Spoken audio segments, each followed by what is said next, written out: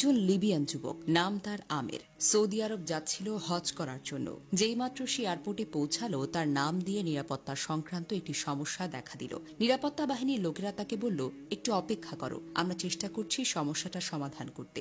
এই সময় অন্য সব হাজিরা তাদের প্রক্রিয়া শেষ করে প্লেনে উঠে পড়ল, আর প্লেনের দরজা বন্ধ হয়ে গেল। কিছুক্ষণ পর সমস্যা ঠিক হয়, কিন্তু পাইলট দরজা খুলতে রাজি হল না। প্লেন চলতে শুরু করলো এবং আমেরকে ফেলে রেখে উড়ে গেল। অফিসার তাকে সান্ত্বনা দিয়ে বলল, মন খারাপ করো না, হয়তো এটা তোমার ভাগ্যেই ছিল না। কিন্তু আমিরের জন্য ছিল অটল বিশ্বাস। সে উত্তর দিল, আমার নিয়ত হজের, ইনশাল্লাহ আমি যাবই। হঠাৎ খবর এলো প্লেনটিতে যান্ত্রিক সমস্যা হয়েছে, সেটি ফিরে আসছে। প্লেনটা ফিরে এলো, মেরামত করা হলো, কিন্তু তাও পাইলট আমিরের জন্য দরজা খুলতে রাজি হলো না।